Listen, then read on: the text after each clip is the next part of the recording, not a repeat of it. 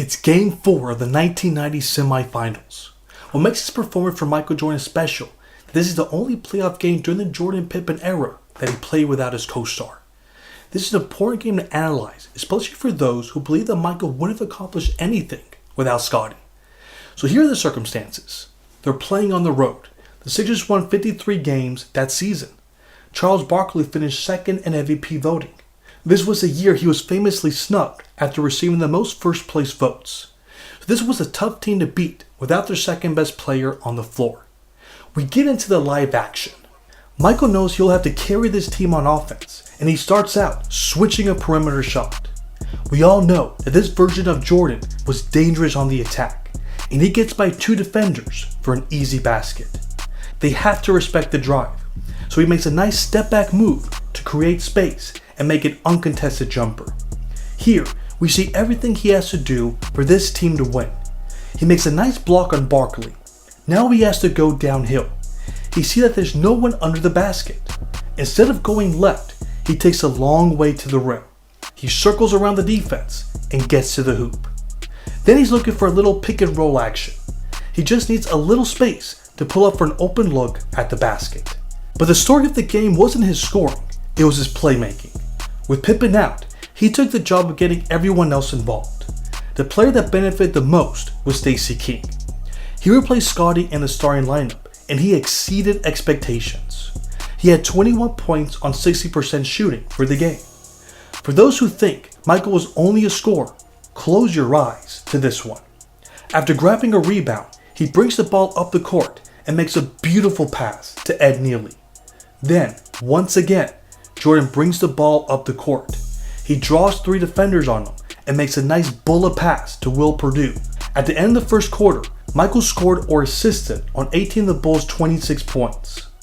All eyes for this game was a matchup of MJ and Charles Barkley. And Sir Charles had his moments, but the first half was all about Mike Gminski.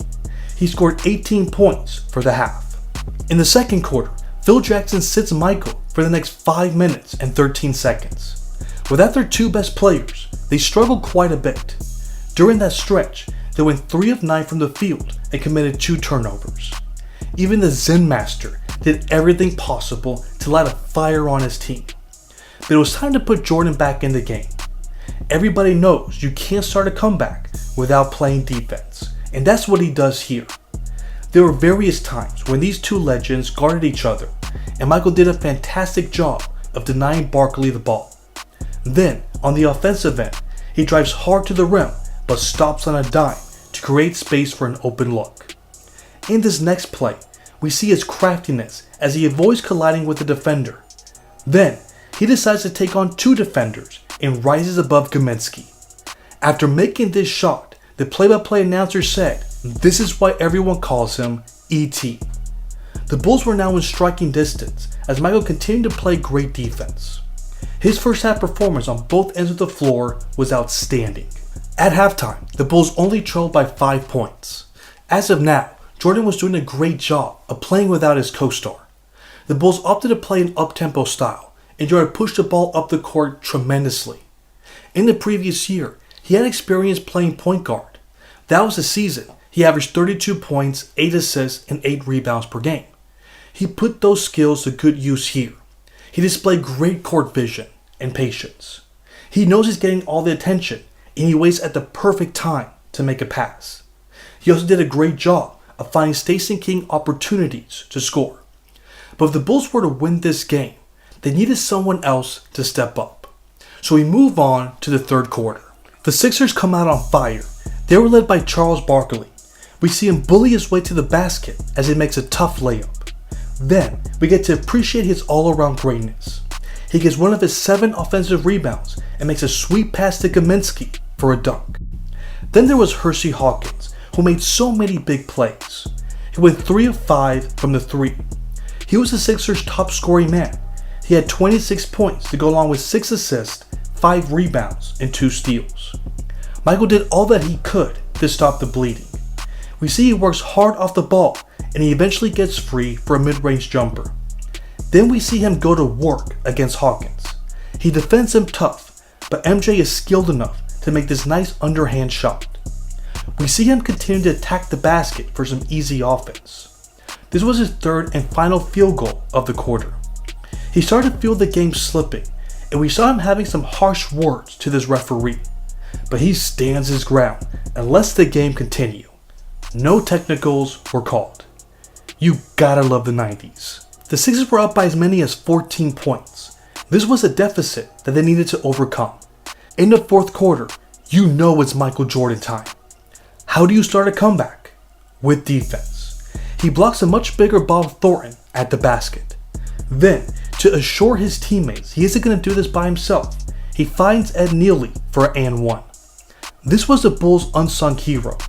He not only scored 9 points off the bench, but he did a great job of bothering Barkley on the defensive end.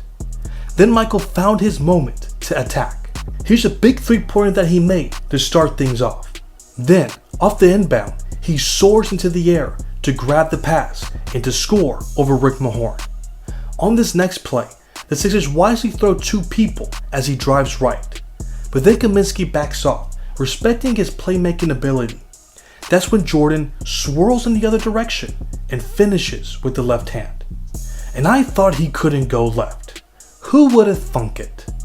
If you want more proof, check out this next move that he makes on the left baseline.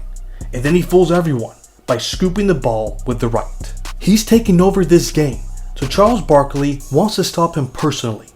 Michael knows he's quicker, and he gets by him for this nice up and under move. This deserves a second look. This is why they say his first step was lethal. He gets by him, and the help is too slow to do anything about it. For his last field goal, he attacks a much slower Rick Mahorn and gets his and one layup. We see the fist pump. He knows it's over. He just won this game without his star teammate. The Bulls won Game 4 with the score 111-101. Now check out his stat line. He scored 45 points on 52% shooting, 11 assists, 6 rebounds, 2 steals, and 2 blocks. After the game, check out who he credits for this team's victory. And when you miss a key player like that, someone has to step in there and make up for the loss. And Ed Nealy, Stacey King, BJ, all three of those guys stepped up and gave us some support. They certainly played their part, but Michael's performance was phenomenal. During this time, he was the only player on the floor who could create his own shot. That could have been a recipe for disaster. Instead, he found his teammates in rhythm so they can give him some help on the offensive end. He also knew he needed to score at least 40 points if they wanted to win this game. Even with all the attention he was getting, he found a way to score time and time again. We should also discuss the other reasons why they were able to win. In the previous game, they nearly completed a 27-point comeback. That surely gave this team confidence that they could come back from a 14-point deficit. The problem is that the Sixers weren't a deep team. It didn't help matters that one of their most important bench players, Derek Smith, was out for the series. That puts a lot of pressure on their starters to close out games. I think that played a big role in Barkley going 2 of 8 from the free throw line in the final period. Lastly, I want to bring up what Jordan mentioned to Jim Gray in the post-game interview. You know they're going to try to play a physical game, but our game is not physical. We got our own identity as a team, and we go out and we try to do that each and every night. And we have to alter it to a certain extent, but we don't want to get out of our identity. That helps me see why the Bulls just weren't ready to beat the bad boy Pistons. He recognized that this team wasn't as tough as they needed to be, especially to beat that team. It looks like they weren't quite ready mentally to endure what would end up being a very tough series in the conference finals. Then there was the talent on this team. There were stretches where you wondered where Horace Grant was. He only had 10 points and 9 rebounds. That's not going to get it done against a team like the Pistons. This was a game to prove what he was capable of, but he wasn't there yet. You saw glimpses of what he was going to be, but they were 1 year away from bringing it all together. The way their season ended shouldn't be much of a surprise, but the way Michael was playing, there was always a chance of them doing the impossible.